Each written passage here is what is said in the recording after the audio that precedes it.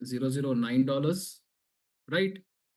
और आपको क्या लगता है कि उस टाइम पे भी इलेक्ट्रिसिटी सस्ती होगी, इंटरनेट सस्ता होगा, हार्डवेयर मेंटेनेंस ये सब सस्ता होगा? नहीं होगा उस टाइम पे भी। तो अब क्या है, जिन लोगों को बिटकॉइन का पोटेंशियल समझ में आया, उन लोगों ने माइनिंग शुरू करी, इररिस्पेक्टिव कि बिटकॉइन जो माइन कर रहे हैं, जो क्लेम कर रहे हैं, उसकी क्या कीमत है। कीमत को नजरअंदाज करके ये खर्चा जो है ये लोग करते गए। आपको रिकरिंग कॉस्ट ऑफ इलेक्ट्रिसिटी आएगा, आपको recurring cost of internet bill आएगा, आपका हार्डवेयर जो है वो वेयर एंड टेयर होगा, आप मेंटेनेंस के लिए लोग रखोगे। तो ये खर्चा जो है वो आता गया आता गया आता गया, लेकिन लोगों को विश्वास था बिटकॉइन के ऊपर। और लोगों को पता था कि ये एक ऐसा एसेट है जो फिक्स है, लिमिटेड है। पूरी दुनिया में 8 बिलियन लोग हैं, 8 बिलियन, पूरी दुनिया में 8 बिलियन पॉपुलेशन है। और बिटकॉइन की सप्लाई कितनी है? Only 21 million. Demand and supply की बेसिक गिनती भी अगर किसी को आती है तो समझ सकेगा कि ये एसेट आने वाले टाइम में जो है वो बहुत ही लिमिटेड और एक्सक्लूसिव हो जाएगा। और जिसका लिमिट, जिस एसेट का लिमिट लिमिट रह जाएगा, कम रहेगा, मतलब सप्लाई जो है वो कम रहेगी और डिमांड ज्यादा रहेगी, तो उस एसेट का तो प्राइस बढ़ना ही बढ़ना है। तो लोगों ने ऐसे विश्वास पे 2009 से 2010 से 2011 से 2012 से माइनिंग भी करना शुरू किया और उस कॉइन को इकट्ठा करना भी शुरू किया। तो जैसे शवेज बताते हैं कि ये क्या है, ये बिटकॉइन क्या है, बिटकॉइन एक बिलीफ है, राइट। तो उसी तरह से यहाँ पे बिटकॉइन के ऊपर लोगों ने विश्वास किया और साथ साथ में ये सारा कॉस्ट ऑफ माइनिंग जो है वो देते गए। अब सोचिए कि 2009 के अंदर वो 40 पैसे का था बिटकॉइन, लेकिन cost of electricity, internet, hardware ये सब तो था ना, उस टाइम पे भी खर्चा तो था ना। तो लोगों ने फिर भी विश्वास करके माइनिंग शुरू किया और लोग माइनिंग करते गए। और एक टाइम ऐसा आया जहां पे बिटकॉइन ने फर्स्ट 3 डिजिट्स में वैल्यू क्रॉस करी, फिर 4 डिजिट का हुआ, फिर 5 डिजिट्स का हुआ, राइट। तो इस तरह से बिटकॉइन ऑल टाइम हाई गया 2024 के अंदर। कितने डॉलर्स? $73,750। तो आप समझ रहे हैं, यहां से लेके यहां तक ये बिटकॉइन की जर्नी है। आज भी अगर हम लोग देखते हैं तो बिटकॉइन $60,000 पे है, राइट। सो ये अगर आपने समझ लिया है ये कॉस्ट ऑफ माइनिंग क्या होती है, तो अब हम लोग आते हैं बीडीसीसी के ऊपर। बीडीसीसी में अगर आप समझेंगे तो शवेज ने बहुत ही ब्रिलियंटली क्या किया है कि ये सारा कॉस्ट ऑफ माइनिंग जो है, ये सब को मिला के उन्होंने एक एक एनर्जी कोशन तैयार कर दिया जिसको हम कहते हैं बी फ्यूल। ठीक है, उन्होंने सिंपल लगा दिया। ये सब कुछ तो जरूरत नहीं है हम लोग को, क्योंकि हम लोग डिजिटल माइनिंग कर रहे हैं। तो उन्होंने क्या किया, कॉस्ट ऑफ माइनिंग के लिए उन्होंने ये बी फ्यूल लगा दिया। ठीक है, अब बी फ्यूल की वैल्यू भी जो है ना उन्होंने फिक्स कर दी 0.0125।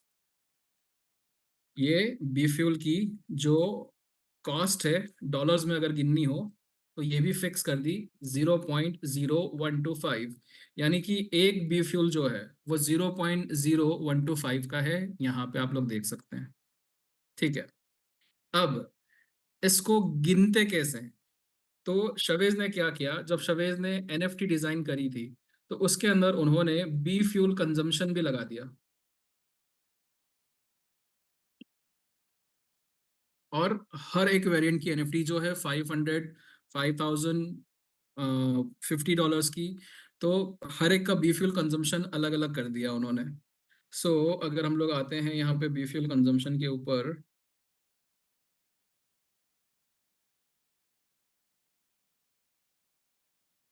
आप लोग कोई भी एनएफटी देखते हैं तो उसके अंदर उसका ये बी फ्यूल कंजम्पशन रहता है 0.278। ये $5,000 वाली एनएफटी है, जियोन जीटी 100X।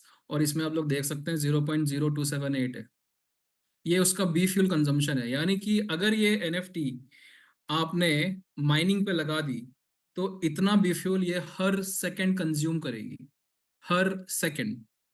जैसे कि आपने अगर मान लो आपने एसी इंस्टॉल किया है तो एसी आपका इलेक्ट्रिसिटी यूनिट कंज्यूम करेगा।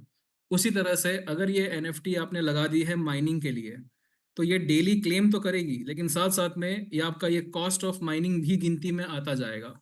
और यही कॉस्ट ऑफ माइनिंग जो है आपको दिखता है यहाँ पे, इधर पे,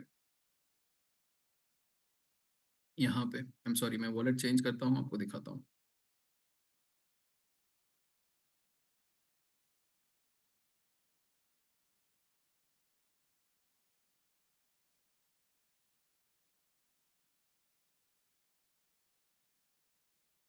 जब आप माइनिंग पे जाते हैं तो आपको दो चीजें दिखती है, दो कंपोनेंट्स दिखते हैं, आपको बी फ्यूल दिखता है और आपको ये,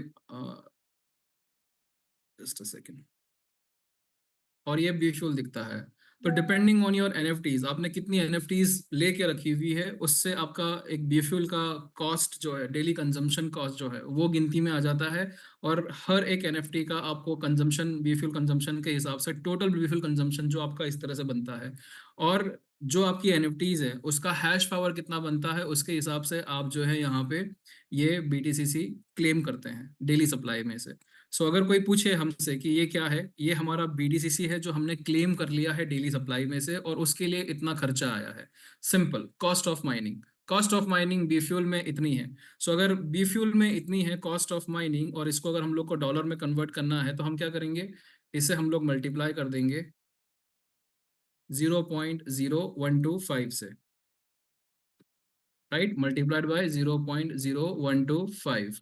इसका मतलब क्या हुआ कि 15,290 डॉलर की जरूरत पड़ेगी हमें, ये बीटीसीसी जो हमारा क्लेम हो चुका है उसको सिस्टम से बाहर निकालने के लिए।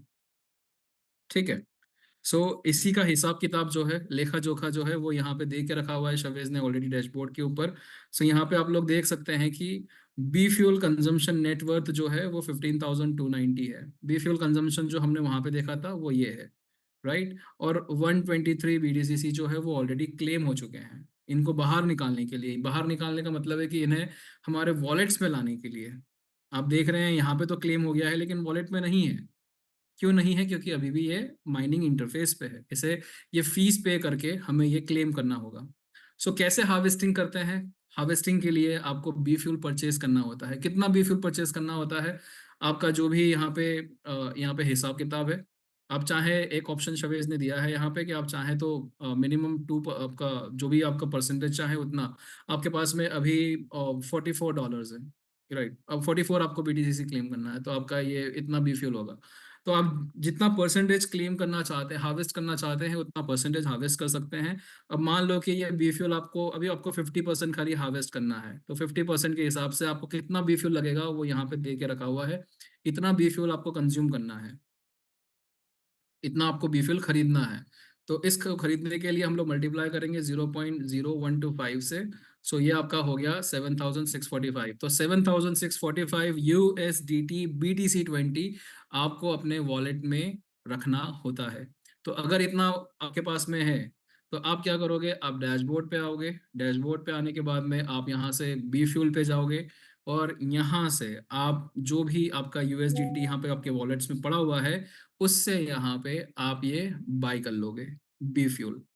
और बी फ्यूल बाय करते से ही आपके पास में जो है हार्वेस्टिंग का ऑप्शन मिल जाएगा। आप सिंपल फिर माइनिंग इंटरफेस पे आएंगे और वहाँ पे आपने ये हार्वेस्टिंग करना है। हार्वेस्टिंग कंफर्म करोगे, कितना परसेंटेज है आपका, उतना डॉलर आपके वॉलेट में से डिस्कनेक्ट हो जाएगा।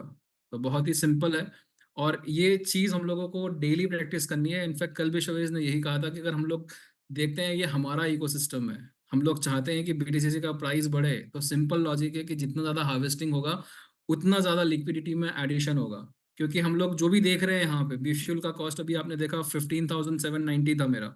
ये 15,790 अगर मैं हार्वेस्ट करता हूँ, तो ये हार्वेस्टिंग का पूरा अमाउंट जो है वो लिक्विडिटी में जाएगा बीटीसीसी के अगेंस्ट में। तो बीटीसीसी के अगेंस्ट में अगर लिक्विडिटी में जाता है, तो ऑब्वियसली वहाँ पे वो हमारे कॉइन की वैल्यू इंक्रीज करता है, उसको अप्रिशिएट करता है। आई थिंक ये कंसेप्ट क्लियर हो चुका होगा अब। और इसके ऊपर हम लोग और सेशंस भी लेंगे आने वाले टाइम के अंदर। इनफैक्ट कल भी जो है शवेज जी का रहेगा, एंड सेशन वो बीडीसीसी के ऊपर रहेगा, तो प्लीज़ ज्वाइन कीजिएगा ताकि आप जो है इसके ऊपर और क्लैरिटी ले सके।